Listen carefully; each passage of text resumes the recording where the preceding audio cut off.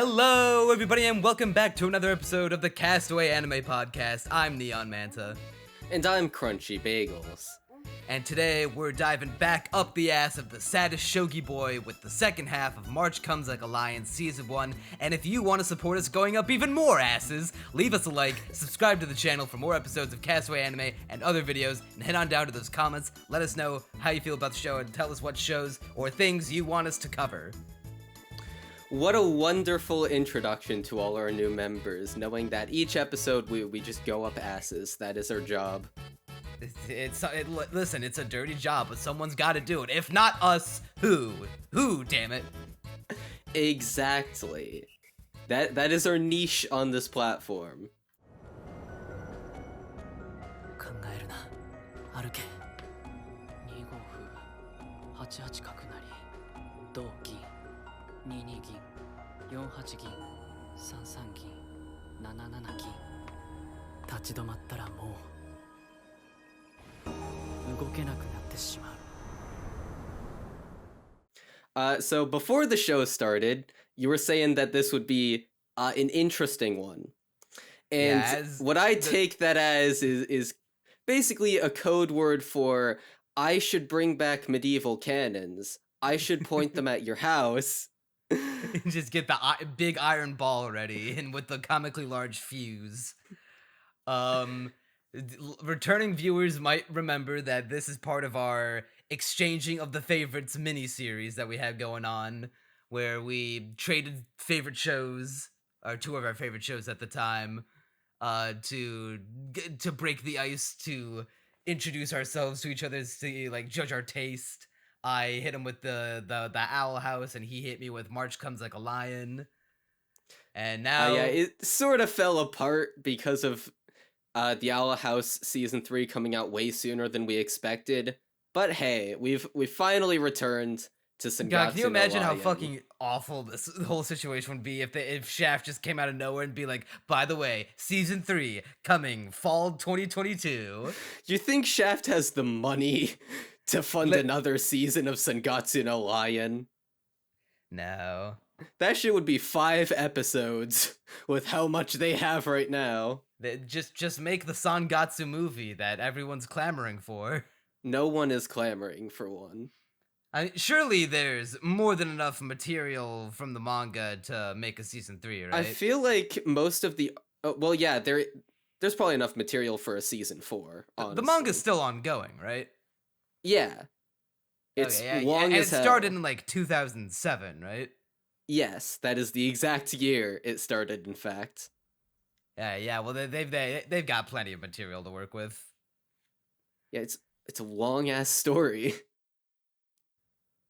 And now we're back with the second half. If you were a good boy and you watched the first one, you'll remember that I was sort of half and half on it, and I warmed up to the show the more we talked about it.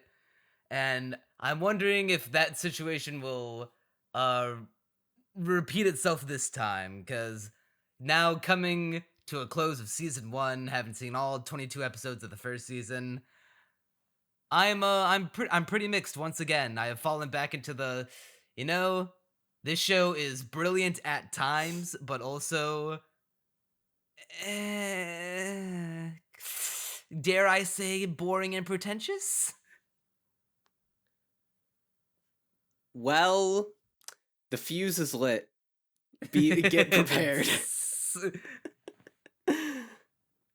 So I guess we can start with that. Explain yourself, my sir. All right. So the best part of the show, undoubtedly, is when the Kawamoto sisters. They are so incredibly endearing and likable. It's just seeing them being, whenever they enter the frame, no matter like how dull or depressing or dreary the last scene or last episode, or even maybe multiple episodes, because this block of episodes has several stretches of episodes where we don't see the Kawamoto sisters for a good while. But when they show up, it is a beam of fucking sunshine. It is the happiness beam that is shot directly into my heart. and it fills me with such joy, such good, comfy vibes. Momo's adorable as always. It's fun seeing Hina be headstrong and try to like grow up to be a smart young woman, and Akari doing her best to basically be both their sister and surrogate mother. And whenever they're not on screen, and there are moments where even when they're not there, the show is being interesting and dramatic with its shogi, especially the big Lion King tournament arc that encapsulates pretty much the entire second half. Actually, no, not even the second half. It is the entire thing of this block. It's the second half of season one. Episode 12 to episode 20 are all pretty much that one arc. And it can be interesting at times, but let me tell you, there were moments where I was feeling are we going back to nonstop, sometimes even unnecessary levels of narration, and are we also coming back to the so fucking razor blade on the wrist levels of, oh, I'm so deep, look at this metaphor, it is so deep, bro. And I'm gonna be dead ass, sometimes such swaths of nothing burgers that I fell asleep on several occasions watching this block of episodes. Several occasions, you say? Yeah, not more than once. I was like, all right, time to clock in some more episodes of. I punched in. Was like, all right, I'm sitting at my chair. Got the episode in front of me. It's time to watch some more song. Got me. You either have a sleeping disorder or you're an affront to God. It's just not always interesting. All right, I'm gonna come in here with the opposite opinion. It is always interesting, literally always, and you're wrong factually. Well, damn, I can't argue with factually. but bro, my feelings. I'm gonna pull a Spuddle and say you're objectively wrong, factually incorrect. I'm just right, Neon. All right, let's try to dissect this problem. So, let me ask you this: on this whatever number rewatch of Sangatsu this would make for you, were there any? Was this like? Did you notice any more flaws this time around, or was it like? Or did you appreciate it even more?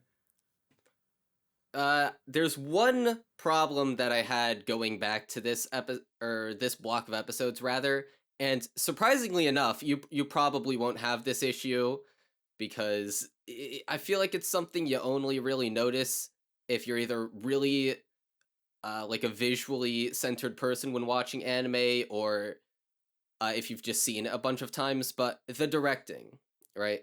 Now, overall, I think this show is very well directed.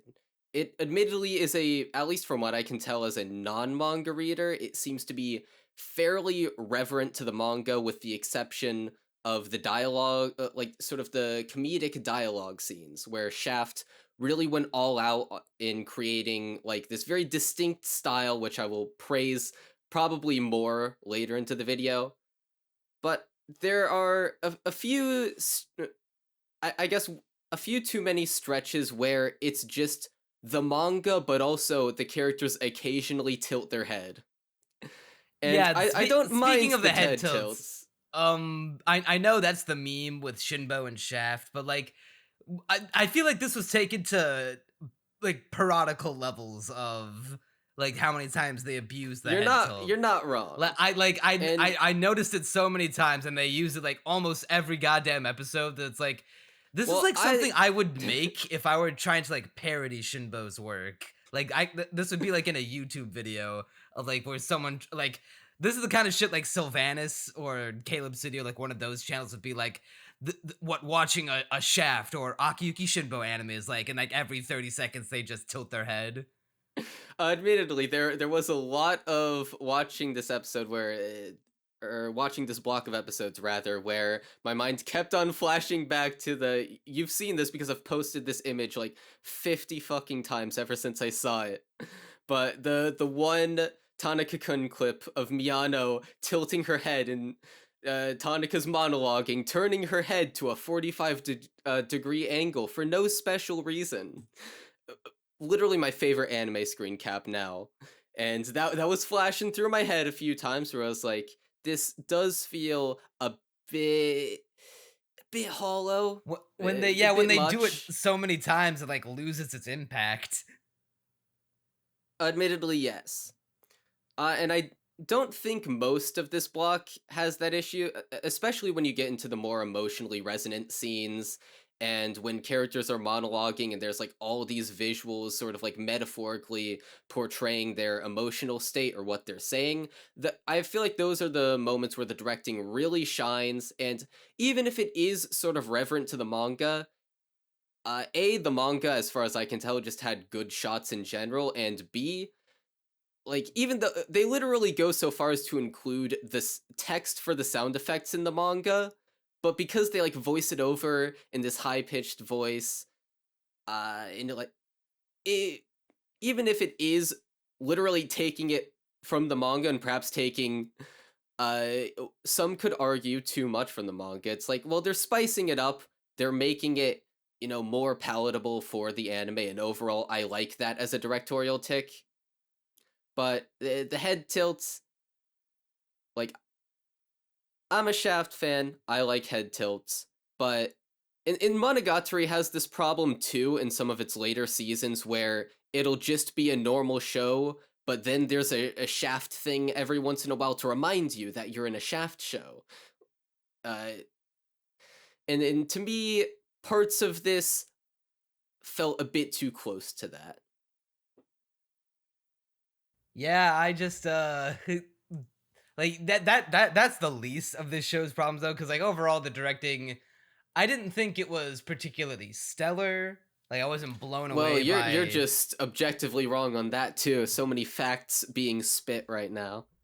I never said it was bad. It is I was not at no point in the show, maybe once or twice, I think like, this oh damn, block of episodes legit has some of my favorite shots in anime. Like, I think it's the ending of episode 12, right after. So Rei's talking to Momo, and Momo's like, hey, can you stay over at our house during the night? Maybe you could sleep with Momo. And Rei is like, oh no, I have to go. And Hinata's like, oh, what do you tell someone when they have to, try their best at something or whatever? And, Momo's like, what is it? Or I think she says something else, and then Hinata's like, you say ganbate, and then, Momo holds Rei's hand. That shot of Momo, this isn't even the shot, but I just remembered it, where Momo's like holding Rei's hand gets me every time. My heart just melts into a puddle. I will say that is probably one of the top 3 best moments of not just this block of episodes, but the entire show. And Momo saying ganbate is all the motivation you'll ever need in life. And that shot is the thumbnail, by the way. Like her just her that face is the one taking Isn't up that the one entire you showed me earlier. Yeah, that is the entirety of the frame. That is the thumbnail for this video, and probably what you've already been seeing on the screen this whole time. But then my favorite moment, right after that heart-melting scene, boom, tone switch. You get this amazing shot of Rei crossing this bridge with, it's cracking in the background, creaking and whatnot, and it's like dyed silver in the moonlight. It's like this harsh black and white. It gives this feeling of such cold determination. And that's one of the moments where it's like, this is a million times better in anime form just from the merit of being an anime, because in the manga, everything's black and white.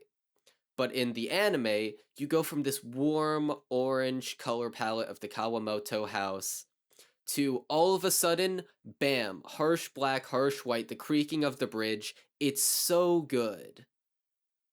You know, like that's one of the at least me one of the best sequences of shots period, where it's like at any time you could watch that and just be enraptured. I don't care what you're doing. You could be the most distracted airheaded person ever. Your brain's going a million miles per second, but the second you see that pop up on screen, enrapturement. The only bad thing I have to say about that moment from the show is that that's basically marks the moment where the Kawamoto sisters are basically written out for the rest of the season.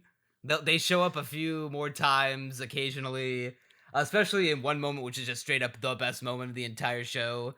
But yeah, it's just very sad like to think about in retrospect. Neon, I will say, knowing what I know about season 2, that criticism of yours, if you're considering it a genuine criticism of the show, I'm not saying they're going to be written out of the rest of the No, I'm not. series. I'm not saying I said that, but I'm saying you'll have this criticism again because the show. Oh, come on, dude! Something.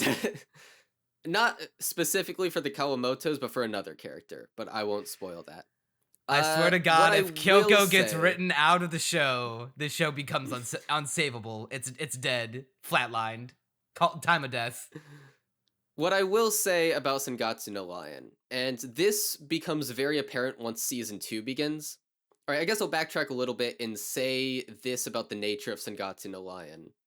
I get the feeling deep down that Chica Umino never intended for the manga to go on as long as it did. And I get that feeling because season 1, sets up a bunch of stuff and it goes places with them. But as you go along, it sort of introduces more things. You realize, oh, there's actually a lot more potential here. And in season 2, like the show changes. Like it's not as if it's a different show entirely. But once season 2 begins, it's enough of a change to where there are people who love season 1 and dislike outright season 2.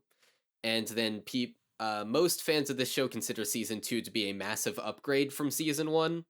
I'd place them around the same. But the point is, it's enough of a change that opinions really start to diverge here.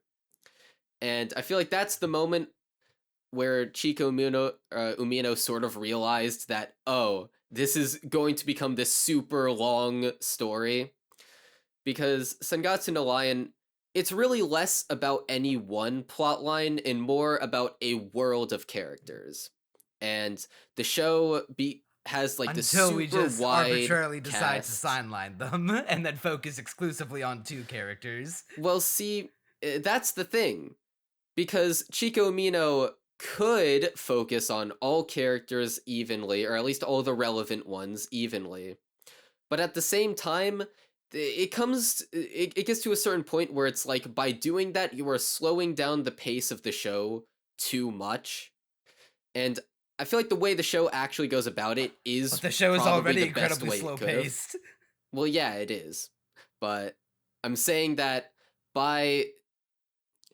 because you could keep on intercutting stuff with the Kawamoto sisters, but then the shogi, god damn it.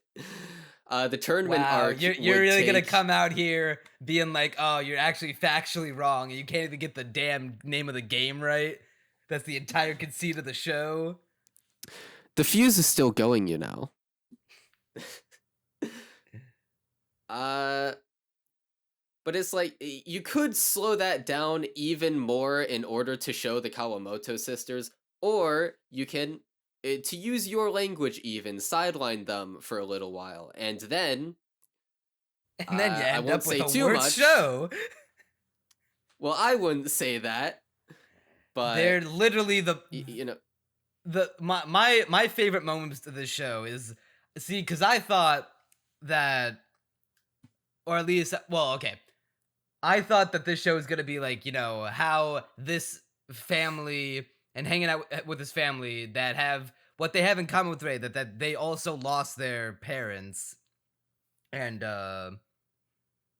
are sharing in both the grief, but also they're able to reach out to this kid who is even more disconnected from his family than they are, because he lost not just his parents but his sister, was completely isolated. Only had to go to a foster family for that. Thankfully, was friends with his parents, but he also ended up isolated once again due to how he was raised and the way his new siblings treated him.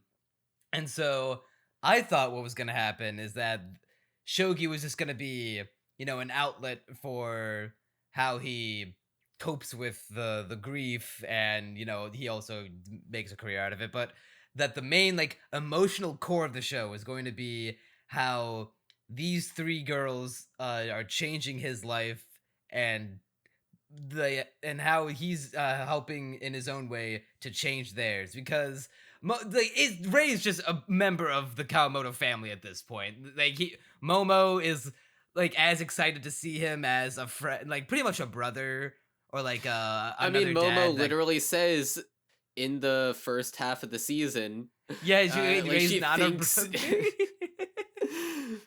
one of the funniest lines in the entire show. And one of the saddest. I think Hina straight up just like has a crush on him, or like some kind of like childish romantic affection towards him that he cannot reciprocate because of the age gap. But I mean, they're only 3 years apart. Okay, I mean, yeah, I mean, I wasn't gonna defend it, but if you want to, I mean, that's your battle. Actually, to fight. Depends on how many months they are, but I don't have that. Is she not in middle school? She enters high school in season 2 of the show. Okay, because I remember Ray says at some point he's turning 18 soon. Yeah, so hold on, wait, no. So Hina starts off... Okay, so in season 2 she enters her final year of middle school, but that's like the same thing as a freshman in America. And then at the very end of the season, she enters high school. I thought she was like 12 at least, 14 at most. I think she's... she's 14. Again, we're also dealing with anime ages, so it could be... It's a whole... It's spin the wheel. Fair. But yeah, I think she starts off 14. I'd have to double check. And then Akaru's like 20-something, right? 23, I think. Okay. I thought she was a little closer to Rei's age. No, Hina and Rei are closer in age than him and Akari. Oh, damn. So they're the problematic age gap. Precisely. You know what? I completely forgot my entire point that I was making. I remember this is what saying that they were the ages do to us. Oh yeah. And so when they're not around, and I'm not seeing these two broken families find pieces of each other, once again, the found family, bro. When the found family always be hitting different. And when they're taking so much time away from that, and I'm just like, man, I kind of like I'm struggling to care at points. Well, I must say I don't get where you're coming from at all, because okay, I will say Kawamoto family, love them, obviously. Like you can't love this show without loving the Kawamoto family, because they take up so much screen time overall, but... They were way more present in the first half than the second half of the season. Yeah, but for me, I guess going back to the first time I ever watched this show, the second half of season 1, like, okay, I loved the first half to bits, and I was like, is this a 10? But there was like always that worry in the back of my mind that like, oh, maybe it'll go nowhere. But then the second half of season 2, right after Rei's decision to, go forward in shogi, it goes into this huge tournament arc, which, by the way, amazing tournament arc. And to me, like, that Is was it when really the show... a tournament arc when there's like 4 characters? I mean, it doesn't really matter how many And there are. It's still a like, tournament. there's like It's still an arc 4 in a tournament. 4 competitors we follow. And hang on. 1, 2, 3. We got Smith, Goto, Smith. Ray, Shimada, and the comedian guy. And 6. Oh, if you and count also Soya. him. Yeah, well, But like literally the comedian guy's Yeah. a throwaway. well, yeah, he's a throwaway. He doesn't really matter. So I'd say there's 5 characters who really matter for this arc. I mean, I wouldn't exclude it from being a tournament arc just because of that. Although, I mean, in fairness, yeah, I mean, I'm by not definition, a tournament yes, arc it is. By definition, connoisseur. it is a tournament arc. I just figured that. I was just commenting on how, like, usually in a tournament arc, there are way more characters to focus on. Well, qualifiers aside, I think it's an amazing arc with just so many intensely satisfying emotional beats and even intensely depressing ones. Like the end of episode 19 is probably one of the biggest emotional gut punches in the entire show, with just like the most dreary ending you could or I think it's the end of episode 19. Whenever it might be the end of I think it's actually the end of episode Is it the one 20. where he concedes defeat and when he could have won? Yeah, that the that very was end of that 20. episode. Okay, yeah. I thought it was, yeah. So at the very end, when they're, driving like on their way home, or I guess to Shimada's hometown,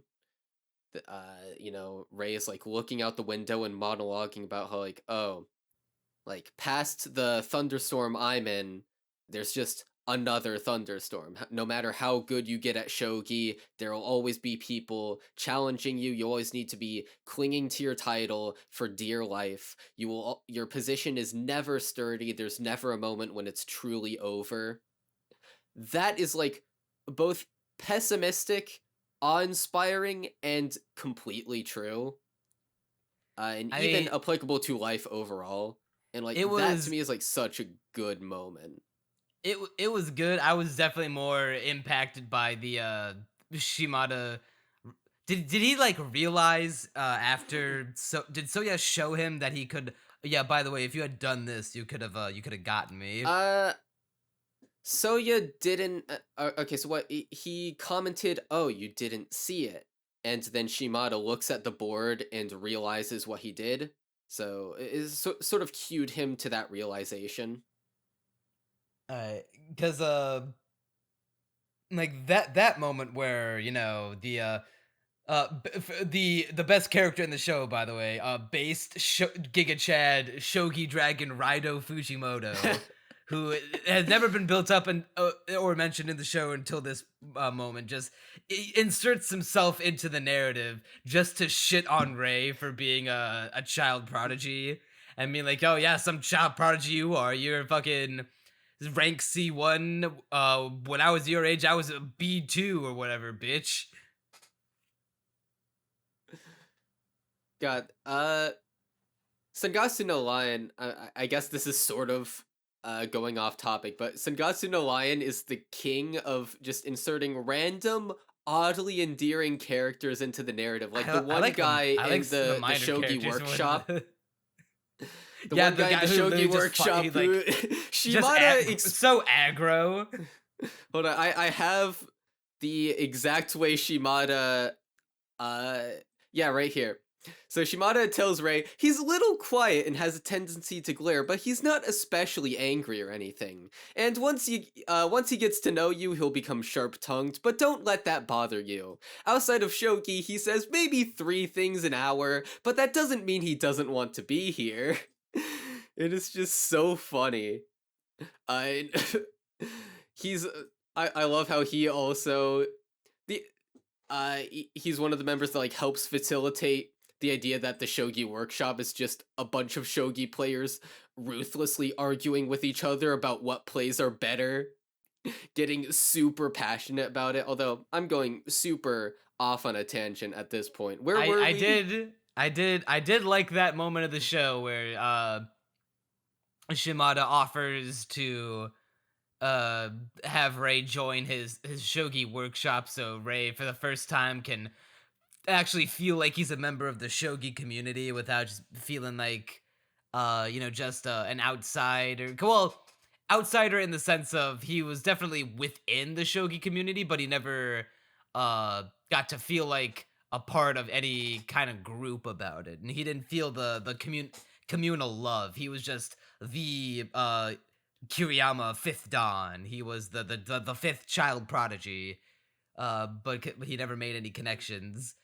So now for the first time since the Kawamoto sisters, he finally he found a place where he belongs, and that's what the show is about.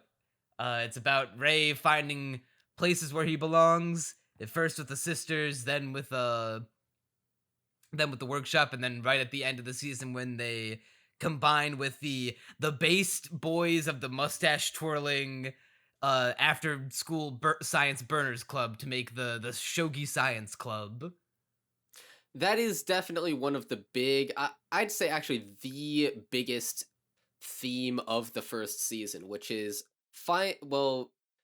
I guess it's twofold rather. A, finding a place where you belong, and B, basically getting yourself out of isolation and building a community around yourself. And with season 2, the theme gets expanded upon even further, staying vague to avoid spoilers, but season 2 is all about this big community of people that gets increasingly interwoven and just super tight-knit.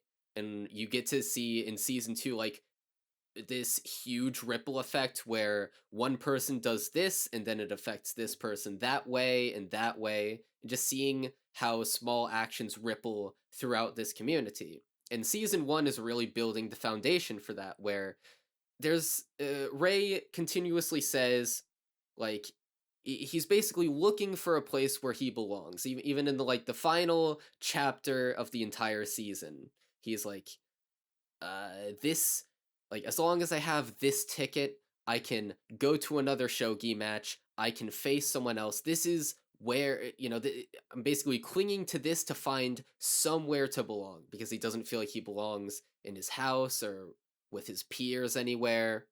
He needs this shogi ticket and is basically clinging to it because that's where he feels he belongs.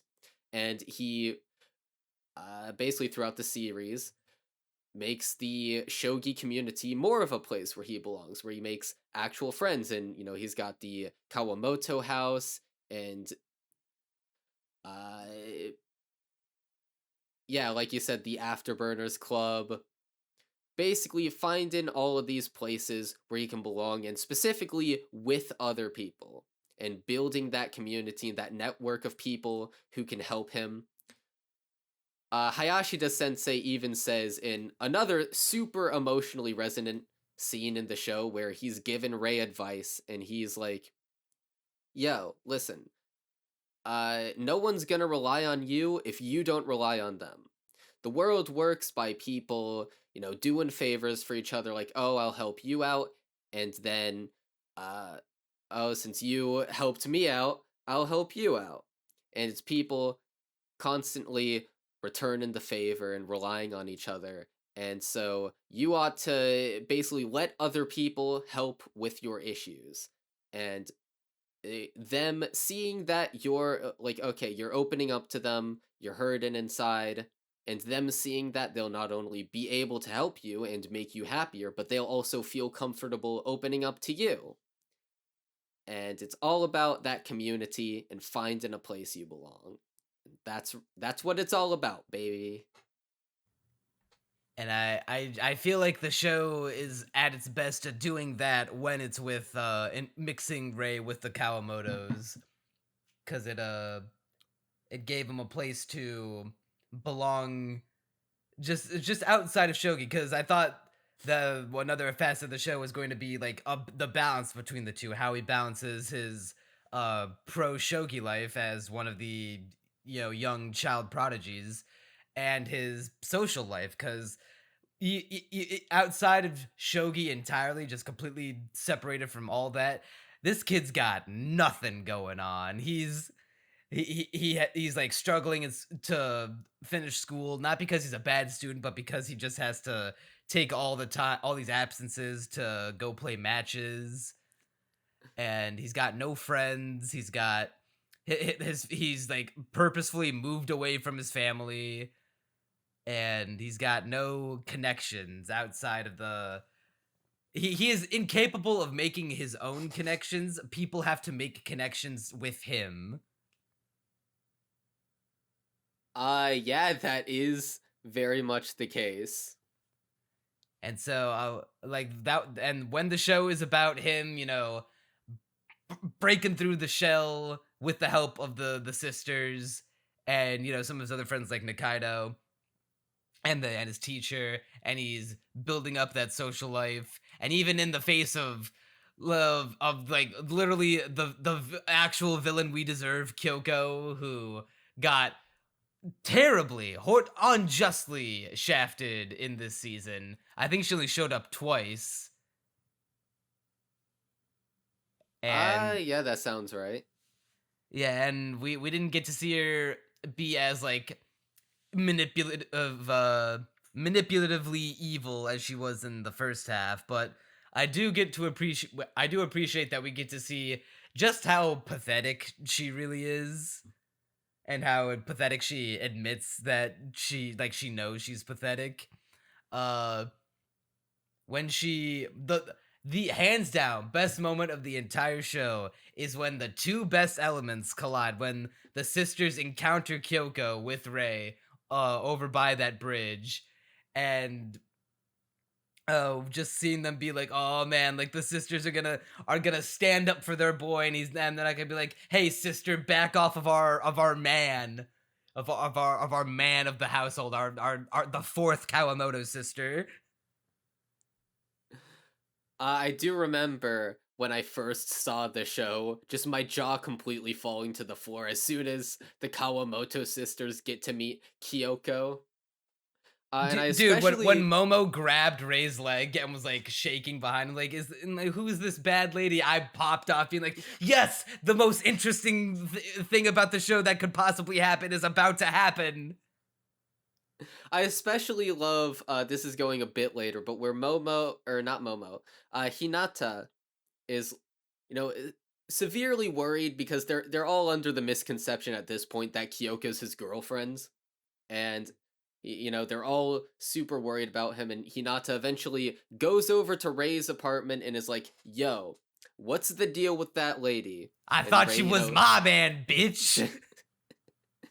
And Rei explains to her like, oh, she's just my sister. It was just a sibling argument. But not related by Hinata. Blood. And Hinata, sort of naive at this point. She's only 14, and she's like, oh, it's a sibling fight. And, she goes home all super happy, thinking that, oh, okay, what I saw wasn't a big deal. It was just normal old sibling behavior. But then she tells it to Akari, and Akari's like, oh, that's... yeah. And then in that her sounds head, she's like worse, actually. Yeah, she's like, oh, so that's why he left home. He went through that on a daily basis when he was living at that house. And that to me is like such an interesting exploration of the characters, specifically through this lens of like Hinata's naivete being young and not very worldly, whereas Akari, understanding more about the world, is able to be like, oh, that's very much a bad thing. I felt so cucked when I thought Akari was going to go over there and be like, hey, like, lay off my boy. But no, it was just Hinata that really got any word in edgewise to Kyoko. I mean, I didn't feel cucked. I still thought, like, the scene of Hinata running back to give him the lunchbox was super gripping. Although, if you want to see Akari defending one of the characters, there's a moment you will be jumping for joy at. But we'll get to that when we get to that. Man, when if I see in season 2 Akari just like lays down the law with Kyoko and puts her in her place and she's got like no comeback, that's when the show becomes incredible. Like Here's go the ahead. I was just gonna say the most biting, one of like the best, most biting moments, because Kyoko, like we said in the last podcast, is one of those characters that you love to hate because you know how much of a bitch she is, and you know why she's doing it, you know why like she's coming from, but even then you see moments like when she's like, oh, so is that another family you've like inserted yourself in, another one to manipulate and like take control of and like dismantle from the inside, because like like that why she said about, ooh, that bitch is going over the line. You don't badmouth Ray's connection with the Kawamotos. Ray So would never do anything bad to darling little Momo. So here's something that's been at the back of my mind. You said this part of the show is pretentious. And I want to hear your examples for that. Cause yeah, just lay them on me. The one moment where I felt like we were slipping back. No, there were two moments that like just got me, like bothered me. The first was episode let's see, that was 14, I believe, if I'm going by my notes correctly. This was the first time where I felt like the show was starting to slip back up its own ass, because it was really it was when Ray was realizing that, oh shit, Shimada's I'm getting kind of owned right now. Oh no, he's like he's owning me so hard. Oh, I'm stuck in the pitch black darkness, and because I'm getting owned. Like, even though I'm going to withhold from you, the viewer, how exactly he is owning me so hard. I mean, in fairness, all right, that one bit about being owned so hard. I mean, you sort of have to explain a bunch about shogi in order to. You don't have to explain the rules of shogi. You like, I don't need to be. I shouldn't have to be like an in and out like master or savant of knowledge about a sport to enjoy a sport related show. But here's the thing, though. All right, you're saying that you don't need the knowledge, but the show does kind of portray it without needing the knowledge. So you're talking about the scene where he's getting owned by Shimada, right? Yeah, but like the way the episode before, it literally shows him going through the match and being like, okay, I'm gonna do this. Oh, he's doing that. All right, I'm gonna do this, and then you see him gradually go from offensive, which was his original plan, to oh no, now I'm defending, and now, oh wait, hold on, no, that messes with my plan entirely. Wait, hold on, how have the tides turned against me so quickly? I feel like that sort of does what you're describing. It felt like there was no shift in. I'm trying to. What's the fucking word I'm thinking of? There was like no shift in mood that really like said it, because I think maybe I was just more bothered by the over reliance on the same fucking, oh god, I'm being submerged in the darkness water metaphor that the show constantly keeps falling back on whenever like shit starts to go south for our shogi players. I mean, I guess I can see how someone would get annoyed at the insistent use of water metaphors. I find it kind of endearingly funny that it's so many just water metaphors. I don't have a problem with it, like with the constant with water metaphors. Okay. I just hate that it's always the same water metaphor. I mean, not always. I don't know how many times I can watch a guy get submerged into the bottom of a sea of darkness without being like, at what point does this become Kingdom Hearts? I mean, I guess so, but like, I also don't see how that makes the show pretentious. I guess is my point. And I do have a bit more to say on this, but I'll go ahead and let you speak on that point. There was still they in fairness, they were a little easier on this. The level of unnecessary narration did was toned down a little from what I saw, if only to because there was barely any time for pretentious narration because we had to actually let the characters tell talk and engage in dialogue to progress the narrative. So, thank God for that.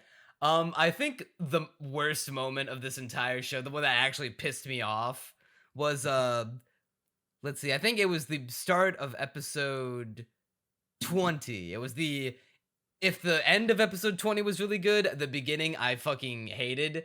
If you have to narrate a dream sequence and you tell and not show in a dream sequence, you deserve to have your writing rights revoked, like full stop. I mean, okay, going to that, I feel like it'd be kind of hard. Well, there's another defense of it I'm going to make, but I feel like it'd be kind of hard to give you the impression that, oh, this is his ex-girlfriend of 5 years. Like, without the narration, you can let you'd the assume characters speak to each other, right? Like, what if, like, just literally just have them engage in a conversation, and then as they're talking, they like reveal through both how they converse with each other and like the things they're talking about. They'd be like, oh, okay, there might have been in a relationship or these people were close at one time, and then insert scenes of like if this is a dream sequence, show of them like separating.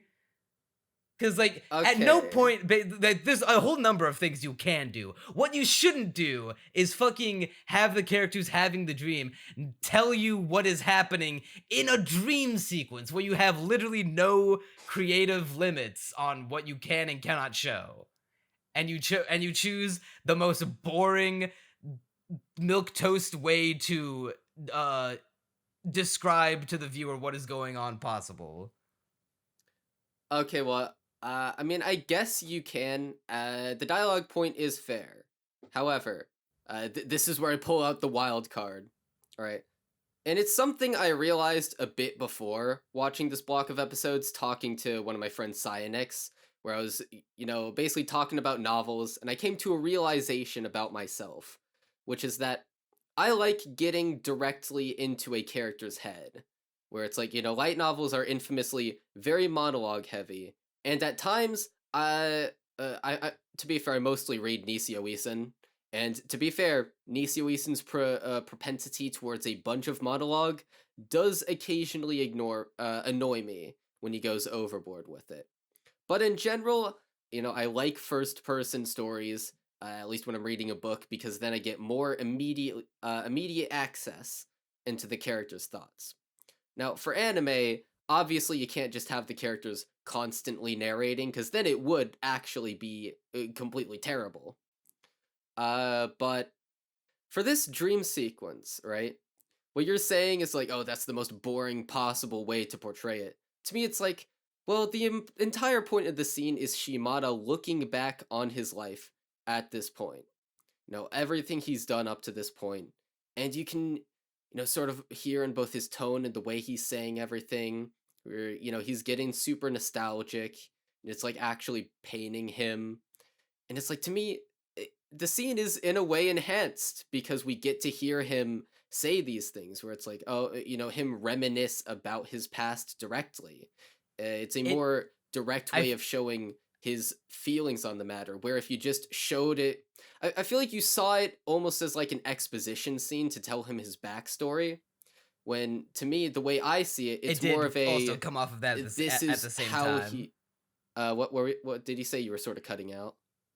It did kind of appear to me that they were trying to do both. And they're objectively doing both as a vehicle to cram in some backstory about him. And I was just like, there's so many more interesting ways and engaging ways you could have done this, and you chose the most boring, put me to sleep way possible.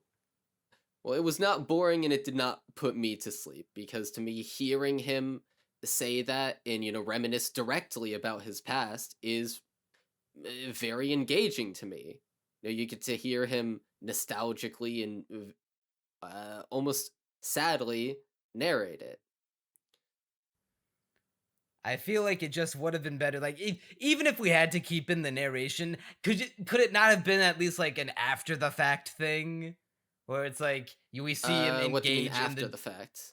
like engage in the dream, get a little visual storytelling going on, try to let the audience piece together the clues themselves, and then like even like at either at the like, end of the dream, or if he like wakes up and then like remembers his past life, like then like yeah, then that would be even then would be better, because at least let me use my brain, man. Let me like infer things, let me analyze the show myself, instead of being like, this is me in my dream, this is my wife, my girlfriend that I had, that I had left because shogi, that you are seeing right now, when I am out in the field with the hoe, just farming away. And I'm like, I'm so fucking bored, because this is the most boring way you could have told this.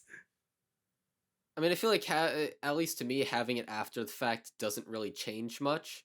Sure, I guess you're like being able to infer things, and I get that that's your huge hang up about it, where it's like you don't want to be, well, you feel sort of railroaded along I feel the like story. I'm being railroaded. I'm feeling like baby being fed his bottle of exposition, instead of being like, hey, you use that big beautiful brain to do a little media literacy, little media analysis, and infer some things about the show yourself, a little, engage in a little artistry. No, it's time to, here comes the airplane. I just don't feel that way. I like hearing Shimada say, uh, basically reminisce on his past. I'm sort of glad I the don't narration is there, and it feels like even putting that off later, like sure you could technically do it that way, but there is a part of me that's like, that's sort of building up an unnecessary mystery when you could just do them both at the same time. It gave me flashbacks to one of the other worst moments in the entire show, where Ray is having the flashback of him meeting Nikaido, and they're playing shogi in the park, and he's literally just describing what we as an audience are seeing and hearing already. Admittedly, that is a little goofy. Like, I'm not gonna push back on you there, but I'll defend the Shimada one. I can die on that hill. Uh, yeah. Outside from that, those are like the two like specific moments that stood out to me the most. The remainder of it, this I just have like so few notes on 11 episodes of content. You have That was just so few notes on them? uh How? dude, dead ass episode 19, I have 2 notes. Well, okay, Deadass, there are some episodes where I don't have any notes, but Deadass, I've seen this show thrice. So, I'm sort of allowed to do that. Yeah, I'm just being like, episode 19. Let's see. Soya is being built up as this untouchable shogi god, rather than as like a character that has a past. I'm sure we're gonna dive into it in season 2, but like right now, there's building him up as the final boss of the show, of the shogi world, that Ray will have to overcome in order to be the very best, like no one ever was. And that Shimada has stomach issues, and Ray brings him to his 4th match. And I'm like, yep, those are all of the things that I felt were worth taking notes on in this episode of 22 and a half minutes. Next. I mean, I guess we can go into that. Do you think this show is too slowly paced? Here's the thing. It's not that it's too slowly paced. It's that I feel like it has done a tremendous disservice by putting all of its eggs in the shogi basket, instead of it should have gone back more often to the Kawamotos to develop them more, because any more screen time we get with them to further their characters, mainly Hina and Akari, because Momo is more of just a mascot and a thing to be cute and constantly be off model for comedic purposes, than to be a character.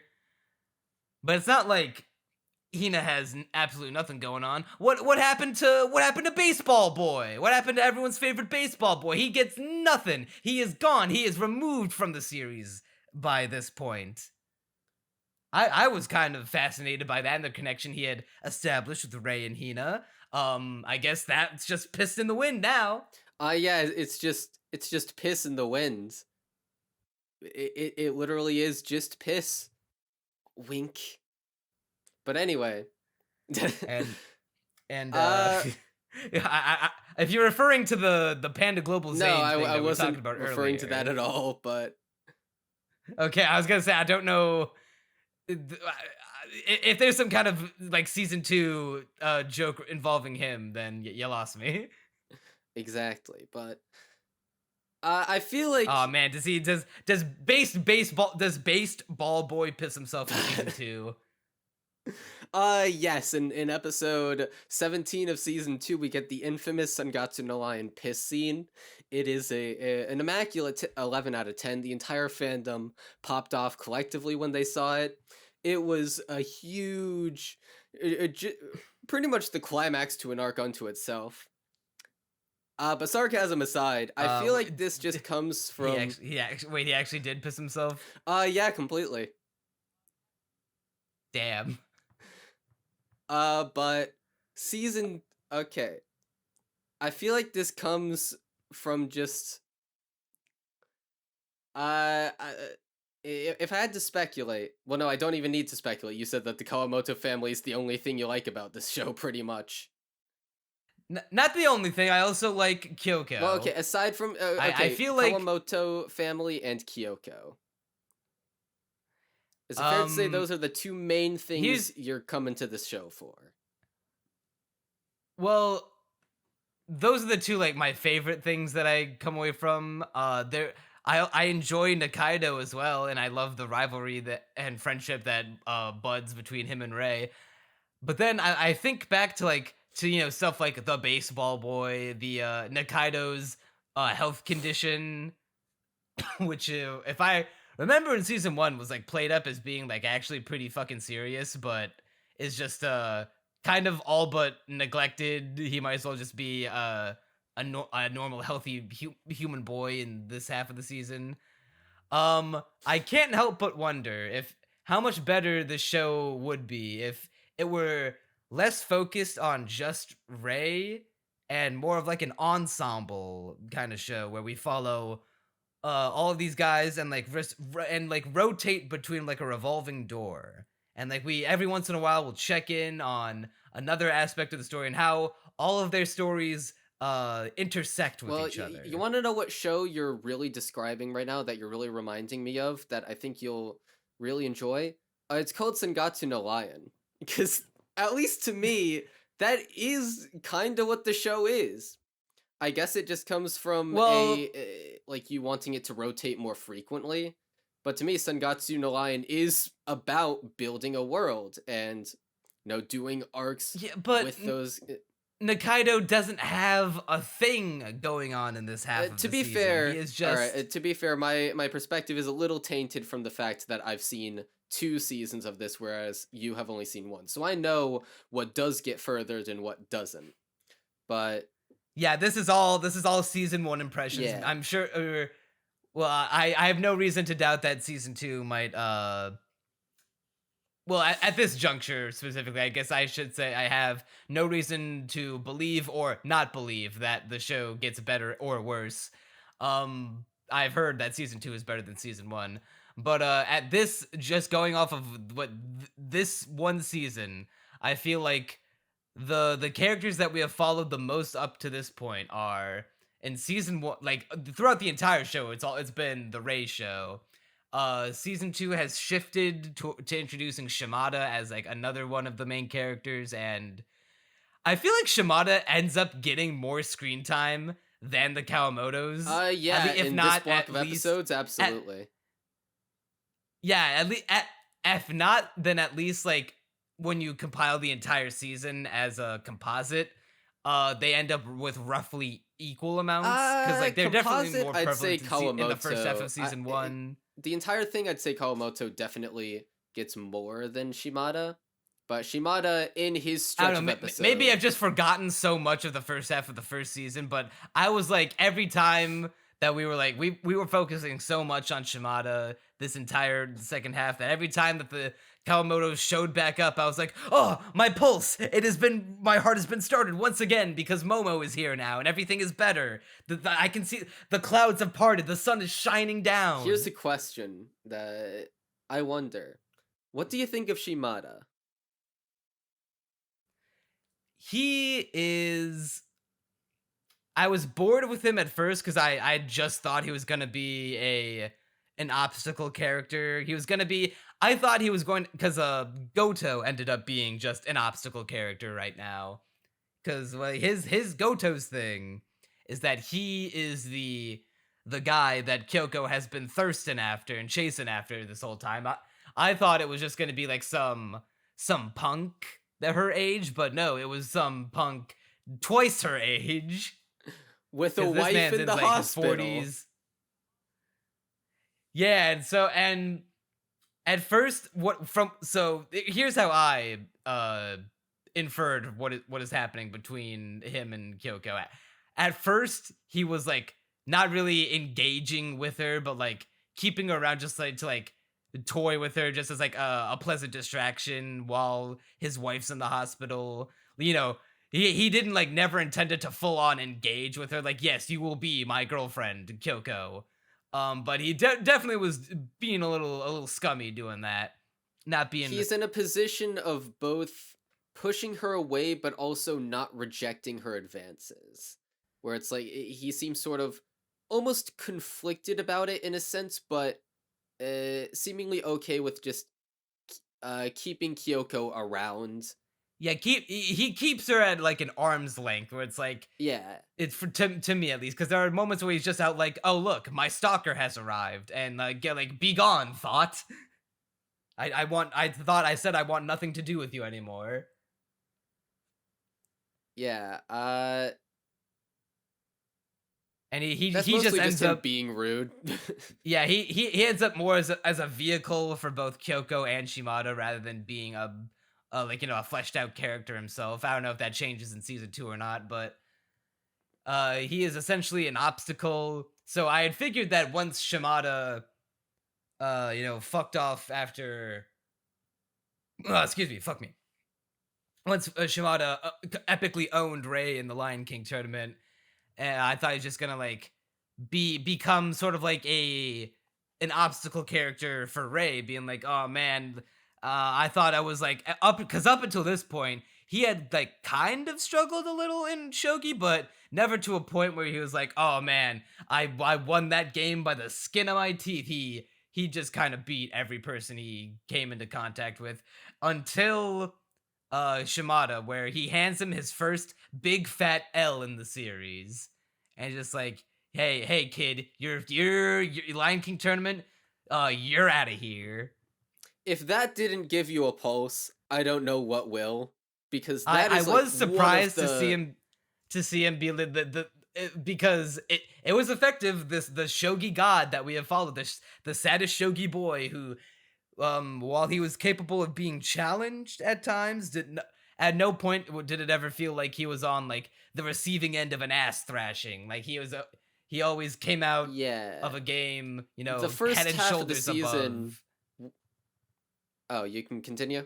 I was just gonna say head and shoulders above all the other guys. In fact, he was so head and shoulders above them to the point where the only way he felt like conflicted about his opponents was not by, oh man, I gotta take in their skill into account, this could be a tough battle. It's if I beat them, their lives are gonna be shittier, and because I'm also being manipulated and gaslit by my sister, so.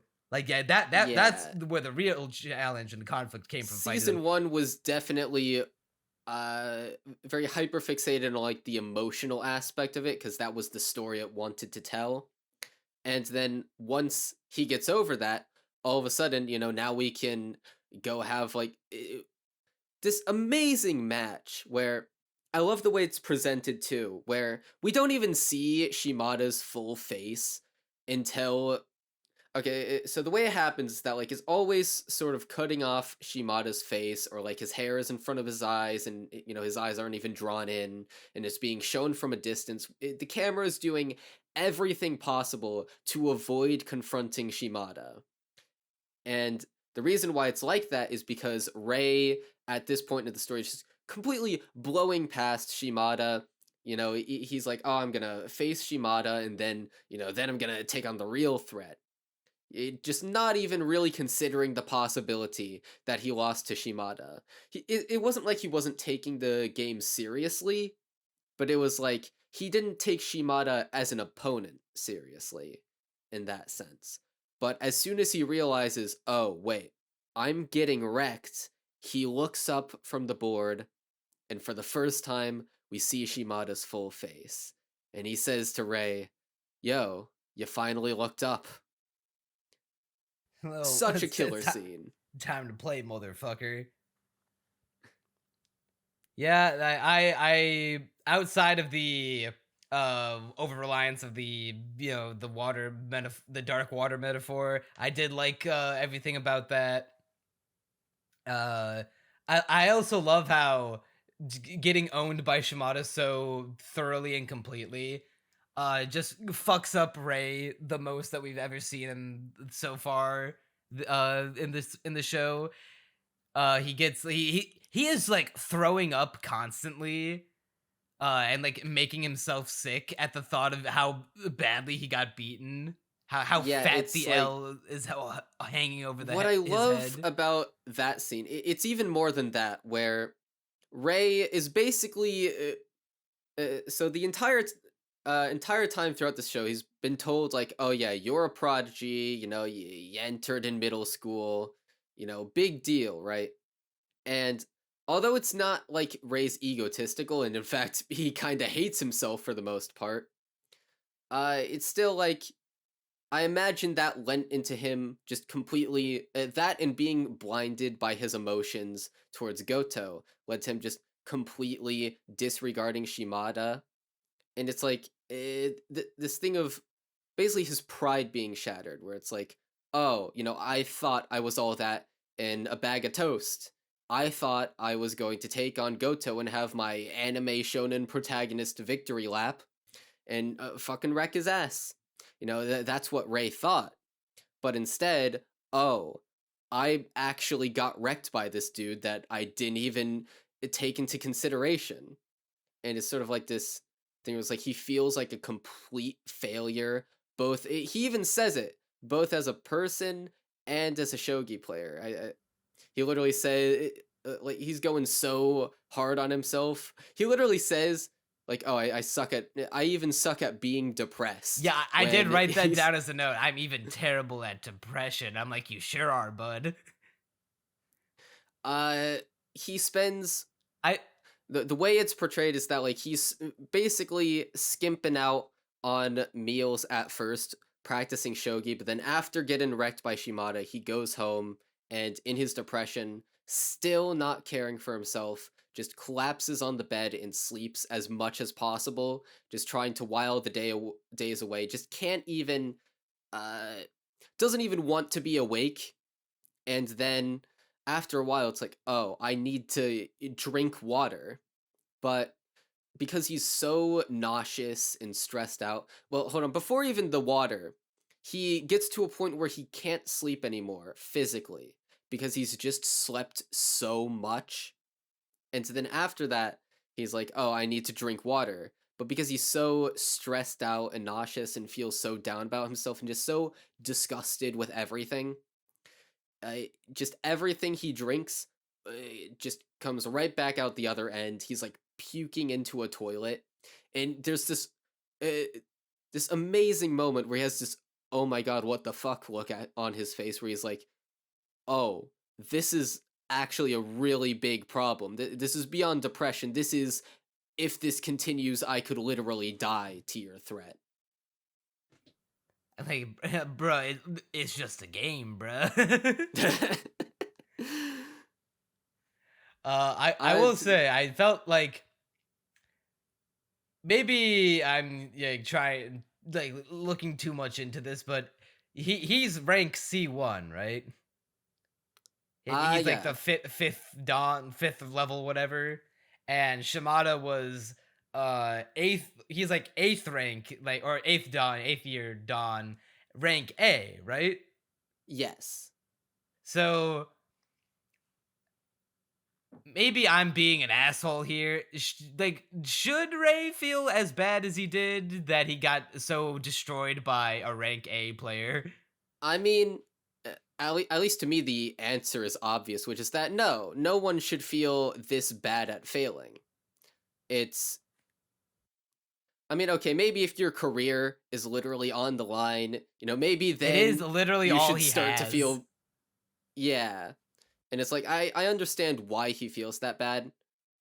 I mean, it's, don't misconstrue this, but it is kind of relatable to me to see someone really depressed at their failure, because I've been there. Not nearly I to mean, that extent of literally throwing up all the water I drink. Not quite that bad, but yeah, there. uh, I've I felt those do. moments too. I just feel like Yeah.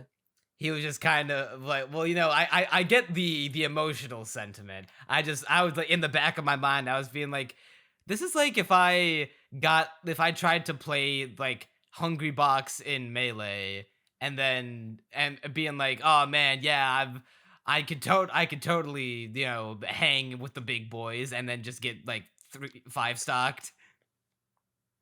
I mean, it's not even just because he lost at Shogi, although that is part of it, but it's also because he feels like a failure as a person, because he let his pride get to his head and these emotions of wanting wanting to beat Goto, and just basically made him completely ignore this A ranked player, where he was literally not even really taking into consideration the fact that, hey, this dude's like way above me in rank. He was just completely blowing past that, being like, gotta get Goto. And it cost him So everything. at least to me, it's not really a question of why he felt that way, and obviously he shouldn't feel bad enough. I know why he did. I Play. just in the back of my head, I'm just like, damn, this boy like is beating himself up so bad for losing to one of the best in the world. I mean, yeah, it's a self-loathing thing, and obviously he shouldn't feel so bad that he's neglecting to even drink water. Uh, but it's understandable why he does.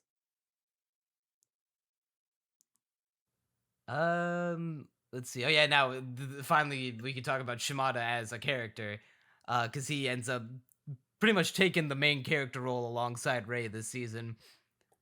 After he epically owns Ray, he is now the focal point of, all right, I got it now. I gotta beat Goto so I can earn the right to challenge Soya, the God King of Shogi, the white haired Tiger Man, and it's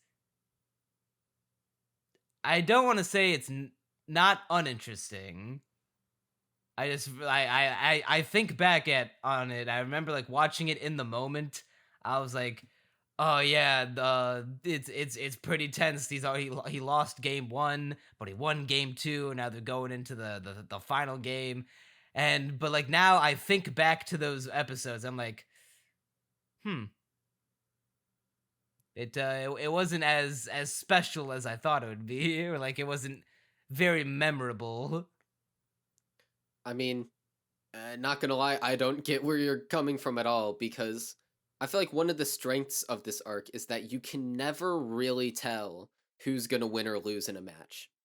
Even because the show even goes so far as to fake you out, where it's like the first time I watched the show, I didn't expect Shimada to lose in straight sets against Soya.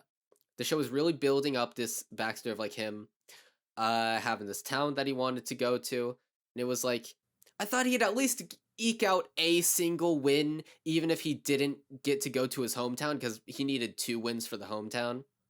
But no, I thought he'd be able to get a single one, just barely get one. But no, he outright loses every single match he goes in. And it's like, no, it's crushing, but it's also completely unexpected, because you're used to competitors like trading blows, but it's like no, he went in there 4 times and lost all 4 times, and it's at least to me, Kino, absolute Kino, peak goat fire. Yeah.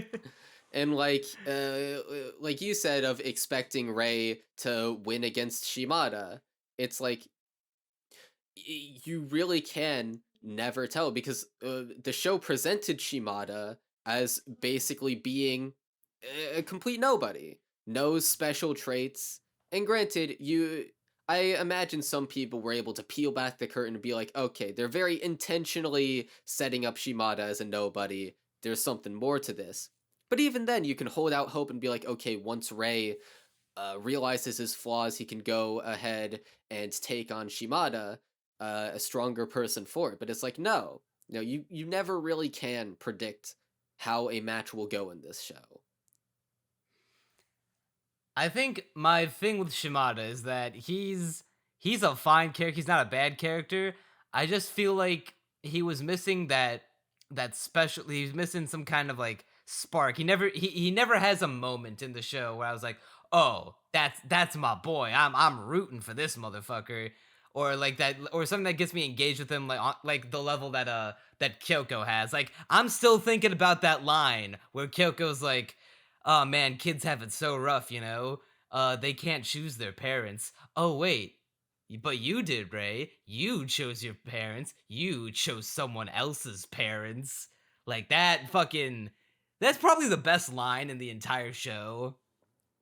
Cause it's so fucking loaded and so many layers and tells you just what kind of person Kyoko is. I guess I can get behind you in the sense that, like, obviously Shimada ain't as good as the Kawamoto sisters or Rei or whatever. But to me, I'm just really endeared to this super level-headed, sort of mature dude, but he's also, during all the shogi workshop sessions, he's basically the super gloomy, can we please get back to doing useful things instead of arguing endlessly? And watching him go through that is very endearing. But also, all of the struggles he goes through on his shogi journey and having to endure losing all 4 times. Like, to me, like, he's got a lot of stake in the narrative. He's got a lot going on. Emotionally, too. I'd say he's pretty baller. He's pretty fire. Would I God damn it, the thought literally just left my head. Fuck. Neon has dementia confirmed. Yeah, actually, if either Joe one Biden. Of us does, I do. Yeah, I am Joe Biden. Shimada. It was something to do with Shimada. I was literally about to compliment him. I think my favorite moment with Shimada. Okay, no, I remember now. I'm gonna flex my media literacy brain. I saw coming that he was not going to win even a single time against Soya, because I had thought that the way they were gonna use him as a way to build up Soya as the not just the final boss of shogi, but the final boss for specifically for Rei, because it don't take a genius to look at Soya and be like, you know what, he looks suspiciously like a mirror universe version of Rei, down to like the same hairstyle, the same glasses, and his hair being white when Rei's is black. That much I did pick up on immediately, even during my first viewing of the show. And it's even explicit in the dialogue where Shimada literally tells Rei, like, oh, you have a very similar viewpoint of the shogi board to Soya. You think in very similar ways. And it's like, yeah, they're being very, very blatant about this and eventual that's why that moment between where Rei and Soya. The moment where, the based self-insert shogi dragon is commentating the match with Rei, and he's like, you know what, it's over, he's lost, I'm going into the break room. And Rei's like, no, you're wrong, it's not over. And then he grabs the piece and he places it there, and he runs off to be like, no, see if Shimada just does this, he can win. And all the people in the audience watches like, hey, wait, if Shimada does that, doesn't that put the god king of shogi into check to build up that, even though Shimada is this guy that Rei was utterly blown the fuck out, he had his asshole pushed in and inverted by this guy, and even graphic metaphor, and even he could not even take a game. Not what he had 4 opportunities to take a game off Soya. He could not even get one, and was just beaten outright. But then Rei, the rank C1, who he got blown the fuck out. Even he was able to see an opportunity to, even scratch the face of the shogi god, who's, his mirror self essentially. And I have no doubt that as we explore season 2 and explore Soya more as a character rather than an obstacle, that you and I are more alike. Like we're not so different, you and I. It's gonna be sweet, and it's gonna make this moment even greater in retrospect. Yeah, that whole thing of Soya and Rei clearly being set up as mirror matches also gives a certain impact to the ending of this entire arc, which is, well, first of all, I just love the way it ends, because at least to me it was unexpected the first time I went through it, and it's like very poetic in a sense, because first of all, even though it's sort of optimistic, but at the same time incredibly dreary and depressing, which is that Shimada is basically throughout the match going like, oh, I'm getting wrecked, this is going terribly for me, I'm just that far behind Soya. But then after the match, when he concedes defeat, thinking that there's no way to go forward, Soya's like, oh, you didn't see it. And he realizes, oh, hold on, this guy isn't some untouchable shogi god. I'm actually way closer to him than I thought. I could have stuck this match out, where it's like, even though it's probably frustrating, I'll say definitely frustrating to know that you could have won but gave it up, it's still almost hopeful in a sense, because it's like, oh, I'm better than I thought. I'm more capable than I expected. And then if Rei is just able to apply himself with his newfound community of like-minded shogi boys by his side to craft him and sharpen him and hone his skills, he can defeat Mirror World Rei. He can defeat White Rei. Mirror World Rei is a good way of putting it. And then, hold on, I was gonna say something else, but then I lost my train of thought. I'll say something else then, which is you said something you like the ending. We got also Train. Oh yeah, ha. Yeah. The ending of that arc in particular, which is that, what was it gonna bring up as like the reason why I love it so much? Oh, I guess I'll say this about it, which is that, yeah, like the mirror match. Okay, now I remember it. The mirror match where it's like you brought up, like, oh, it almost feels like, even though Rei took a big fat L this arc and got super depressed about it, it's like it manages to avoid feeling completely hopeless, in that Rei, in a sense, did make progress, where it's shown that, like, oh, or maybe not even progress, although he did make progress in the sense of building a community around himself.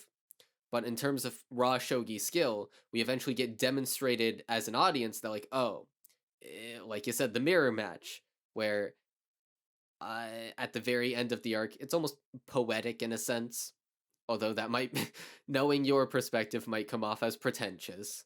But like,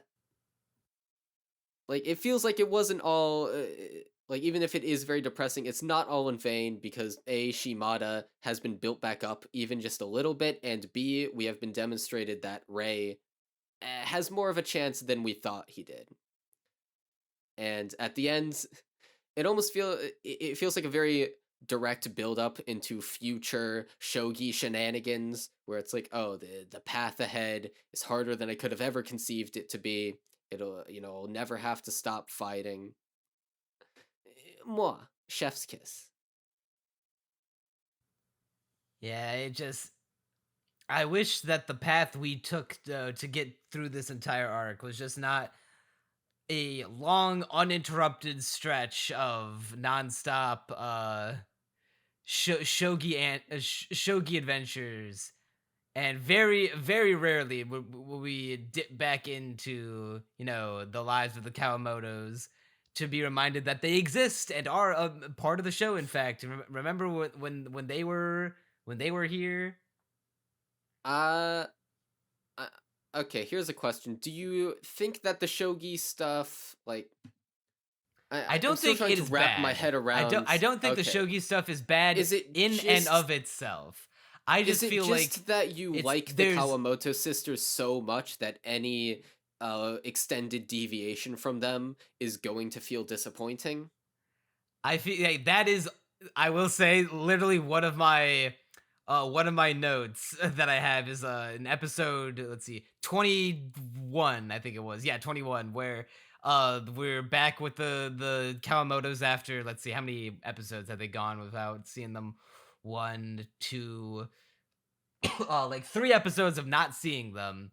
And then they're back into the mix, and we see them just going out to a sweet shop and like trying to figure out how talking about whipped cream and what seasonal sweet they should come up with, and seeing Akari and Hina go out to a sweet shop and be like, oh, we can afford, it's good to splurge every once in a while, right? Hey, we can go to this sweets, let's go to this dessert shop as in treat ourselves. Hey, let's just we don't want to spend too much money though, so let's just get this little thing of ice cream. And the Hina's like, oh wait, they've got like the apricots, wait, they've got bananas, but if we're gonna get bananas, we gotta get whipped cream. If we're gonna get whipped cream, we gotta get almonds. If we gotta get almonds, we gotta get all these things. And they end up like getting an ice cream that's like worth twice as much than it would have been without all the extra stuff, and fucking bankrupts them, and them instantly regretting it. And I'm just like, I can feel my heart, I can feel my pulse again, my heart has started. And literally my note is, can we like kill shogi and just make this a show about them running the sweet shop store? That's So, really interesting to me because I feel like you had the opposite reaction that most people did to this arc, where a lot of the less enthused Sangatsu fans than me were getting bored near the beginning of the show because they were like, oh, nothing's happening. Oh, we're stuck in slice of life shenanigans. What? I didn't know literally, this was what going the to be a fuck are they slice of talking life. about? Uh, Last season had a good balance of the slice of life and the shogi stuff. Well, see, Now that we've gone full shogi, which the shogi, to reiterate, just it having shogi in it does not mean it's bad, and the shogi stuff in and of itself, it's not bad, but they focus on it just a little too much and don't allow the other characters to. It's not just that they focus on it too much; it's that it is, for the longest time, it is the Rei and Shimada show, because no other character, like, yeah, characters will show up, but they don't really develop or progress. They are just there. They're just there to provide some commentary. Like, how does Nikaido grow from this block of episodes that he did any more so than he did in the last half of the season? Not at all. Exactly. Yeah, I knew you were gonna say exactly there, but to me, that's just a complete non-issue, and I feel like this is just something so subjective that we can talk in circles about it forever. But to me, it's just a complete non-issue to have this world of characters, and then you focus on one thing for a little bit, and then eventually, cough cough, season 2, you go back to another thing, and I guess also you're more. I guess I don't want to say more attached to the Kawamoto family than I am, because I mean, let's be real here. I'm the king of loving this show, But yeah, so let me put forward another point. While from the way I'm talking, it does sound like, and this is probably true if this were the case, if the show pulled a 180, and then we spent like 6 to 8 episodes focusing exclusively on the Kawamotos and not making any progress at all on the shogi front, I would probably enjoy that more than the alternative, but I would be upset that the other 50% of this narrative, like the other half of the entire point of the show, would be neglected, because what makes the Kawamotos great is the balance, because it's like, yeah, it's when you gotta have the crunch to go with the chewiness. You know, sometimes you can't have it all just be peanut butter. You need a little jelly in there sometimes to shake it up. So, well, first of all, you kind of get what I'm saying. Well, first of all, in terms of you saying the Kawamoto family, you know, even if they had a bunch of screen time in season 2, to that I say foreshadowing is a literary device in which a writer gives an advance hint of what is to come later in the story. So what you're saying is season 2 is better than season 1. In your eyes, by far. At least will be. But the second thing here is that I sort of get where you're coming from, in the sense that it does sort of I guess completely drop certain aspects of the story, only occasionally reminding you of them. But to me, I sort of made this point earlier, but it does sort of become more fully realized and a stronger point in season 2, where it's like, if it did continuously weave these elements into the plot, I feel like it'd honestly be a worse show. Legitimately. It's like, I like that the show is able to completely change into this shogi-centric tournament arc, and then later on it'll just do other things that I won't spoil. And it'll be, you know, I won't say feel like a completely different show, because always still in like in line with the emotions of what it was initially trying to do. But, you know, it can be about entirely different topics while at the same time being about this interconnected world. And to me, I don't mind that it's able to just completely deep dive, drop everything, and go into a shogi tournament arc. And I mean, once you get into season 2, it sort of becomes like, yeah, if they focused on everything and constantly interwove them, be kind of a shit show. But in season 1, I think my issue is more of like that. I'm sorry to interrupt, but no, you're fine. I feel like my issue is more of like, it's a I see so much potential here that is just being wasted, because like I said, Nikaido being around is a good thing. I just can't help but feel like, damn, if only Nikaido had like a stake in this narrative, that would add a layer of intrigue and thus make the show a lot more engaging and fun to watch. But no, he is just the only purpose he serves is like some comic relief. Well, you know, foreshadowing is a literary device in which a writer gives an. I've got some media literacy. I'm no dummy. The only character to have a known medical condition that has been bothering him his entire life. I wonder if this character might have some death flags being raised. I wonder. But it's like, yeah, even let's say Nikaido just up and fucking dies next season. Man, if only we had spent all of this time, like this half of a season's worth of time, building it up, so when when he does die next season, it'll hurt all the more. Why did we spend so much time with Smith and his cat if he is not going to? If he's just going to, his cat is a punchline for him to tell jokes, and I mean, it's a very funny punchline, so I don't mind his cat being on screen. But I feel like we're spending so much time with these characters, and yet only so few of them matter. And that is I mean, that is a bit of a waste, in my opinion. I guess. All right. So here's another thing I just thought of that I think will explain things a bit better, which is that I mean, I've said this time and time again, which is that I'm not a super plot centric person. Like it takes me a lot to get invested in a plot, and until I'm invested in the plot, I will inevitably fixate on the characters and how good they are. Well, you can use But to characters me, as a vehicle to get one invested in plot. yeah. Uh, but what I think is even better than being invested in a plot is being invested in a world, in essence. And Sangatsu no Lion is really about getting you invested in this interconnected community of characters and learning all about them.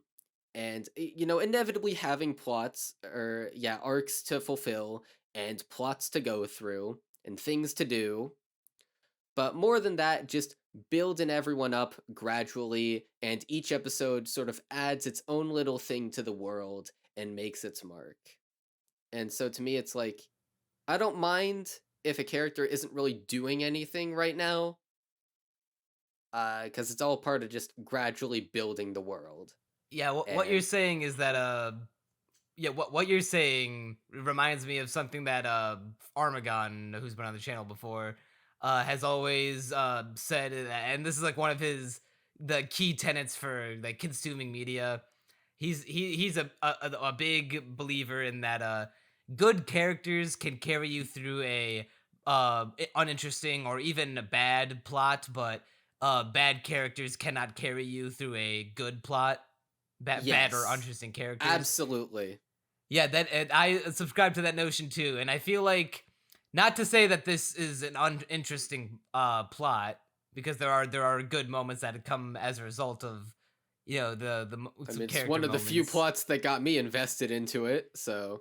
But I feel like this is probably like one of those moments. Like, fucking good characters can carry you through a bad plot is like the number one defense fairy tale fans huff copium with, for justifying why they stuck with that series for so long, even though the characters aren't even good.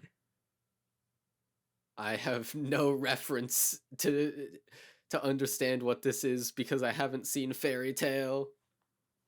And you're better off for it. um so yeah, like seeing guys, like Smith, like Nikaido, who don't get any development but are just pretty fun to just kind of watch, like fucking, like what we said earlier, the minor characters, like the kind of one-off minor characters that have like no stake in their narrative whatsoever, and just kind of show up like the comedian or the shogi dragon man, but are just like entertaining by their eccentric personalities. uh like that's fun. That's when the show is at its most fun to me, and has like a bit of intrigue. But then when we spend so much time down in like deep, depressing, sad boy, serious shogi mode, with so little and rare an opportunity to break it up, to look at another side of the story. I once again, like, swinging All back right, to not gonna Kawamoto. lie, you Even saying that it feels like I'm in an alternate reality from you, but go on. even and even outside the Kawamotos, like, I for one, as the number one Kyoko stan of the entire March Comes In Like a Lion fandom, I would not be opposed at all to Kyoko getting some character development outside of Rei. Like, who's to say that she has to get all of her screen time and development exclusively through Rei? I'd follow an episode, completely about Kyoko. That sounds like a hoot and a half. Okay, so I'm gonna go back to what you were saying about the show not breaking it up at all. And I guess in terms of the characters, I can sort of see where you get that from. Well, hold on. Is it specifically about tone or specifically about characters? Because the way you phrased it with like, oh, it's just all depressing and there's no breaking it Um, up. Is it a matter of tone or is it like literally just characters? kind of both. Like it's not depressing 24/7 even when we're not with the Kawamotos. Cuz we got guys like Nikaido who like is the comic relief, and guys like the funny chairman, uh the stuff, yeah, stuff like that. It's not a nonstop misery parade, but it's also, the plot as a whole is serious, and is like, there's not even when there are those like light moments of levity occasionally, it is never quite enough to fully remove from your mind that, yeah, by the way, everything that is going on here has some like serious narrative weight and heft to it. And yeah, while we can tell jokes to you know get lighten the mood a little, this man's like hopes and dreams and everything he's like fought for from since he was a child is on the line still. I have And to wholeheartedly disagree there, because honestly, I feel like you have once again the opposite problem here that most people do, which is that well, most I people guess are I'm like, just different. there's, yeah, you're built different. Most people are like, oh, it's supposed to be the super, serious show, but then it goes and has all these spastic, wacky comedy scenes. But to me, it's like, I see those wacky comedy scenes and I'm like, oh yeah, it's breaking up the monotony, it's doing a good job of it, it's keeping me engaged, it's not all one mode. To draw a comparison that I know will tick you off, and I'm saying it to tick you off, Cyberpunk Edgerunners was a show that I felt had, not in the sense that it was all depressing, because it's not all depressing, but in that it felt so one tone to me outside of a certain few scenes. Uh, To me, I have that same it problem with was Edgerunners, it where was very like action. Well, not it wasn't nonstop action. It was like excitement. yeah, I feel like that. I feel like that's an constant apt swagger word. and excitement. Yeah, I'd and say when for I still argue that there were moments in that show that, yeah, they never broke away from that plot line, and like I said, that is to the show's detriment, because we ended up with a cast of minor characters that don't get any development, and then spoilers, they die. So boo hoo. I am sad that Rebecca died because she was the fun one. I am not sad but imagine how much more sad I would have been had I known Rebecca's baggage and deal, and then she died. But yeah, we've had that discussion, and the show is yeah. worse for it. That's why it's not the masterpiece that everyone says it is. It's only like an 8 out of 10, but you were much harsher on it than I was.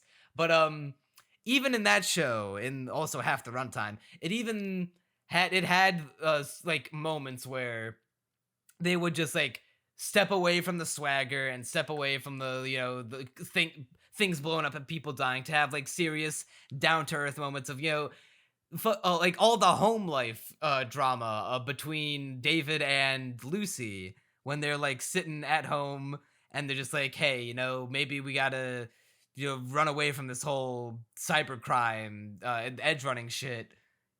Just like build a life, you and me, and just like say fuck it to all of it.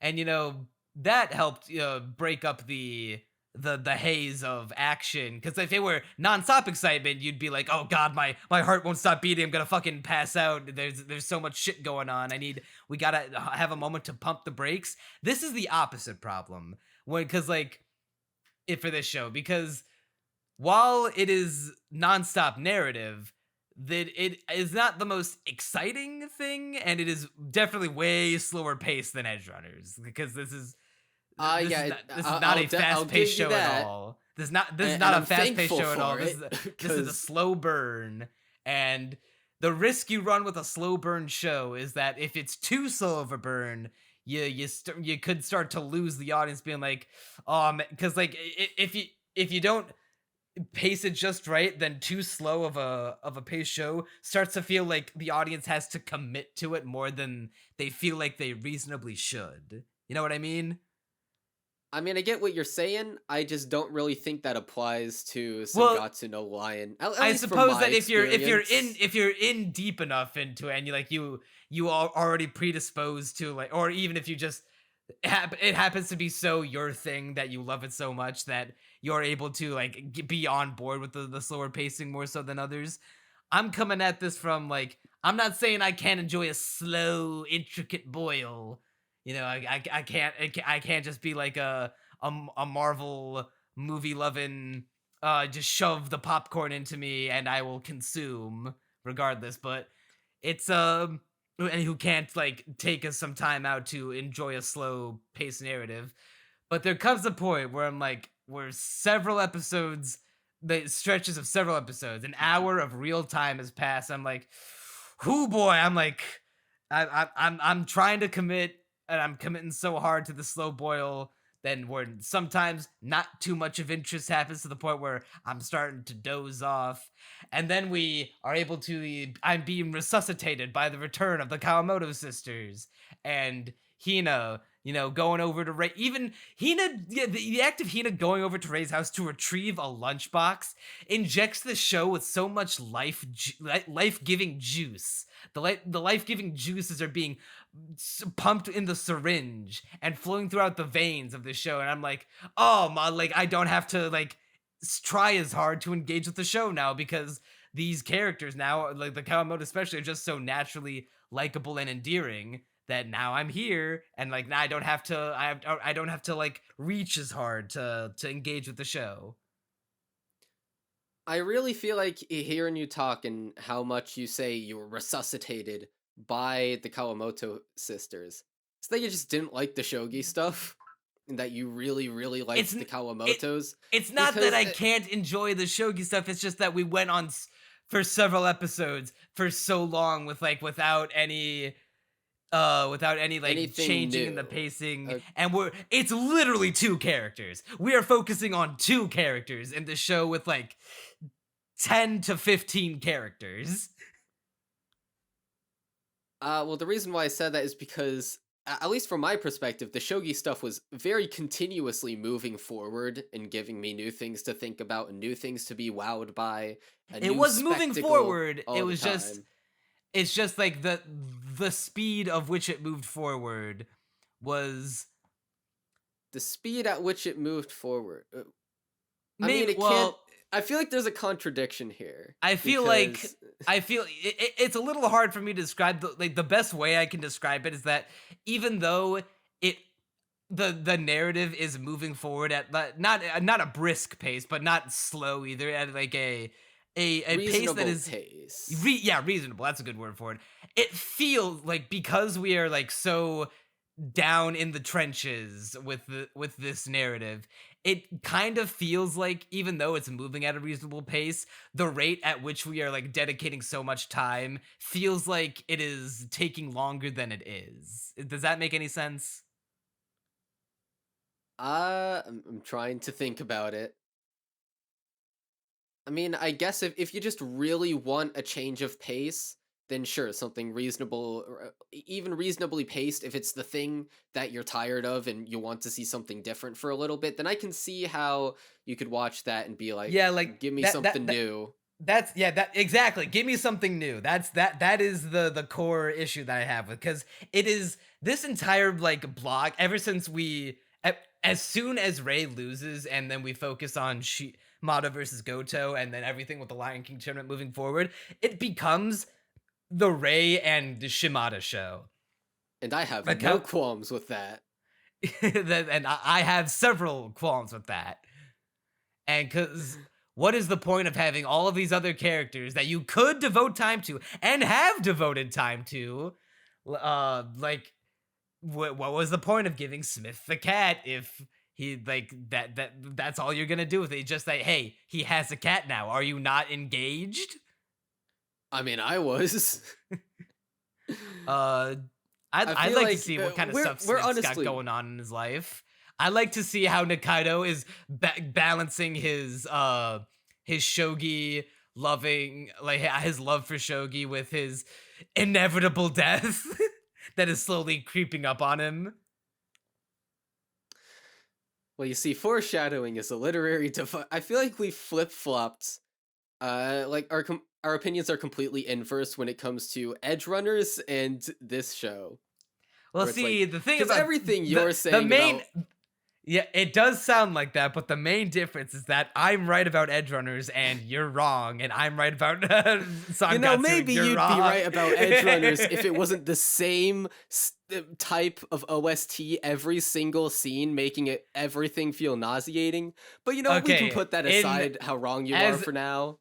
as a post-mortem for that, I found out I don't know if you also looked into this or if I had already told you, but I had found out after the fact that most of the songs from Edge Runners were lifted from the game. I didn't know that. Yeah, all of the vocal tracks, like the famous one, I really want to stay at your house, that has become a meme now. Yeah, all the vocal tracks, like the I think I need a hero, like all that kind of stuff, the funky stuff, that was lifted from the game. Well, I imagine they're really, really good songs in the game. I Not from in what the I, show. from what I gathered in, just because I haven't played the game still, from like they're labeled from like Cyberpunk Radio. I think they just are songs that that CD Projekt Red made for the video game to play on the radio exclusively for world building, just to be like, hey, how can we flesh out this cyberpunk dystopian world? Let's play some kind of music that would feel like would fit the vibe of this world, that you just hear on the radio and I don't know if it plays in like in-game events. I don't think it does, but that's that as a postmortem correction to the Cyberpunk cast, because I think we both thought that the soundtracks were original for the show. Yeah, I was definitely under that impression during the podcast. Well, I guess I'll go back, or I guess we'll go back to talking about Sangatsu no Lion. Because I know there's stuff we skipped over. Yeah, there's definitely stuff. I feel like there's some miscellaneous stuff we skipped over. Yeah. I feel like we hit all the big stuff. Yeah, and we are coming on 2 hours, so we probably should wrap it up. I'm just gonna look through my notes. Yeah, I'm doing a quick one through of my notes. I will say. Oh, okay. The ED for this block, we've gone full circle, boys. It's Kenshi Inozu. I have no idea who that is. Are you fucking serious? Yeah. Chainsaw Man? Kenshi Inozu. What did he do? Kickback. Oh. Bruh. Like, bruh. The best opening of the year. Yeah, that one.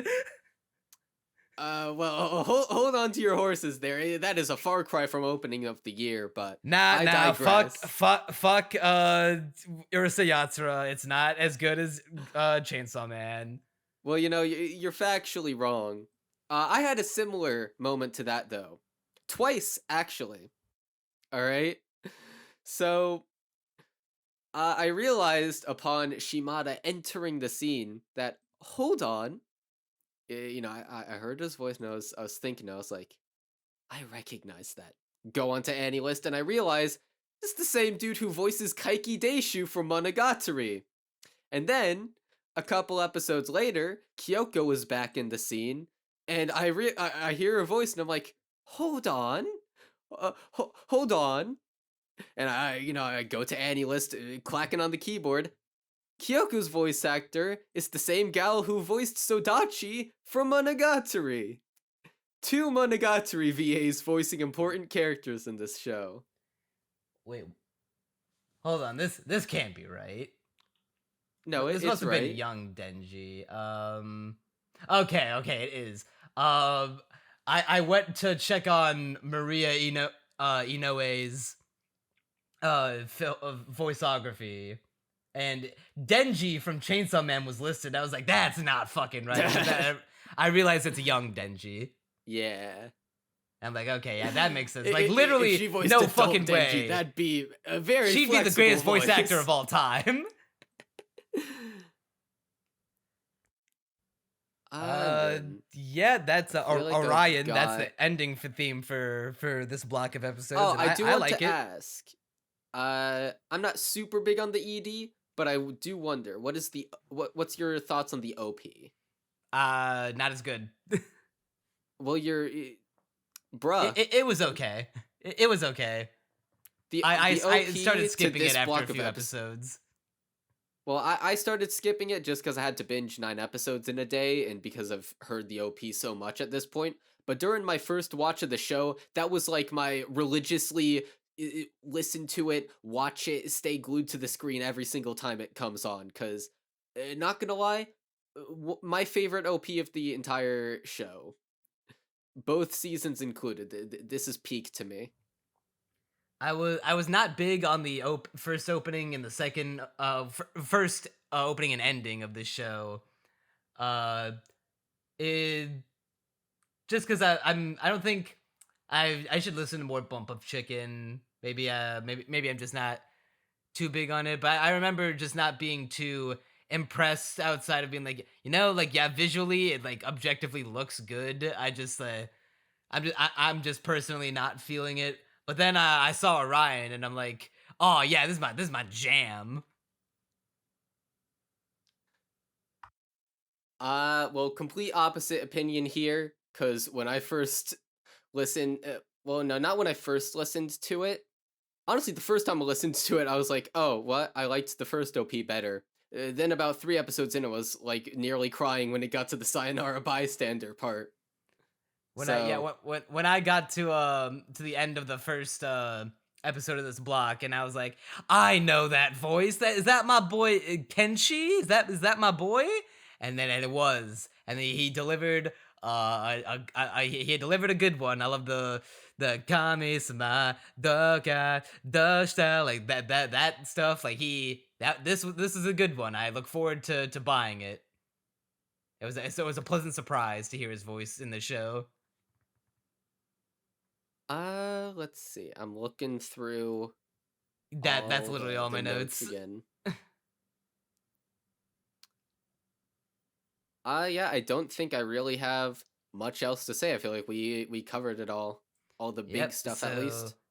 The very last thing to talk about as we wrap up is going into season 2. What score do we give season 1? Well, I have a feeling whatever you say will cause that fuse to suddenly reach its end, be expedited on its journey. So before we get to that, I'm gonna say the obvious. March Comes In Like a Lion is, in my opinion, a 1 out of 10. I was lying this entire podcast. In fact, even before the podcast, I was lying in order to get to lie on the on this show. I'm just a serial liar. I just this was all a ploy just to start the podcast. Yeah, I wanted to make Neon excited for this show swap, and I was like, oh yeah, you want to know what would be really fun is if I was a sociopath and I'm gonna give you the show that now I figured out that you're gonna hate, actually. Yeah, so that's my score for Sangatsu no Lion. I'm sure yours is similar. I was honestly thinking 6 out of 10, but then the more I thought about it, and like once again the podcast did help me like think about it a little more and come to appreciate it a little more in retrospect. And I feel like there's just enough good stuff, just enough of a heart and soul to be like, I have given worse shows than this 6 out of 10, so this would be an injustice to give this a 6. So I'm gonna go ahead and give season 1 a 7 out of 10. It's good. It's just I feel like there's so much more potential that if it just got its head out of its ass and stopped being so over reliant on narration, and it's spent that time engaging with other characters outside them just being there, and actually dive into their stories, make them a little more plot relevant. Then this could have been so much greater. But for now, what we have so far is a solid 7. I guess my final closing thoughts on this show are: Neon's wrong. Don't listen to him. Well, he just got it's out too of late the now. hospital. They've been listening he for banged 2 his head years. really hard. for 2 hours, and rather. So his brain's a little frazzled, a little dazzled. What he says shouldn't be trusted. He'll come around eventually. Give it a few years. His brain. Just watch season 2. I promise. It gets good at episode 67, Neon. I promise. See, now my favorite part about this is going back to the Digibro finish or fail part where he just gushes about Sangatsu for like an hour and just reliving how wrong he is. I watched that wrong after watching all of Sangatsu no Lion, and I can't believe how right he was. How completely and utterly true every single thing Digi said was. Well, I guess to each their own at the end of the day. And hey, viewer, why don't you weigh in? Head on down to the comments. Who won the great Sangatsu debate of 2022? Do you think that the show is a masterpiece, or do you think it's just a little on the weak sauce variety? Let us know in the comments. Leave a like on the video if you enjoyed it. Subscribe for more podcasts. That's going to be it for this episode of Castaway Anime. I'm Neon Manta. And I'm Soggy Pound Cake. Oh, damn, the curveball once again, and you'll see us next time. Bis später.